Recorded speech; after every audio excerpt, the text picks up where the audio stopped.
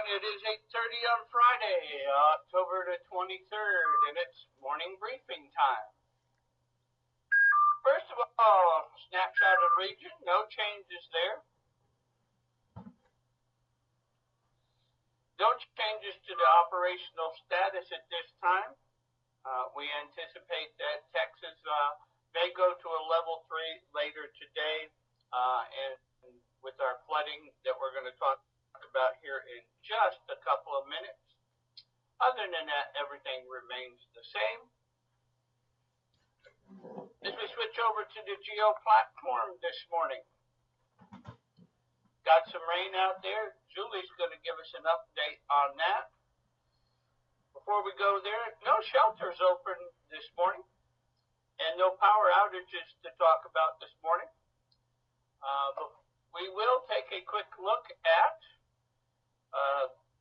in the last 24 hours. Here's the precipitation that we have received, and you see some isolated areas here, southern Oklahoma and down near the Abilene area of about 6 inches of rain. And over the 3-day total, you see the spot up here by Amarillo that also got quite a bit of rain, almost 8 inches there. And then we'll take a look at Patricia. Patricia is a Category 5 hurricane expected to make landfall in this warning area here.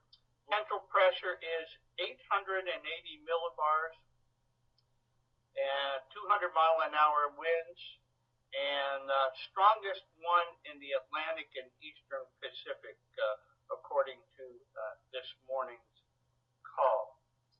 As we go back to the main map this morning, one update from the Texas fires. Texas Forest Service reported 11 new fires yesterday for 42 acres. Now we turn it over to Julie for a weather update.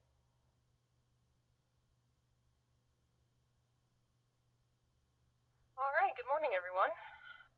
As you can see, there's a lot of activity on the radar this morning.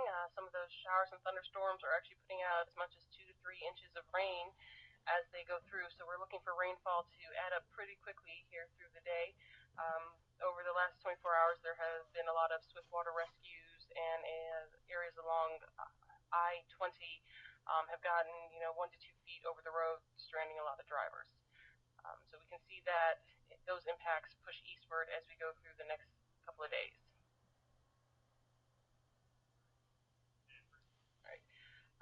Right now, the Atlantic Gulf area is quiet. We'll have to see what Patricia does as it makes landfall in Mexico later today and goes across the terrain.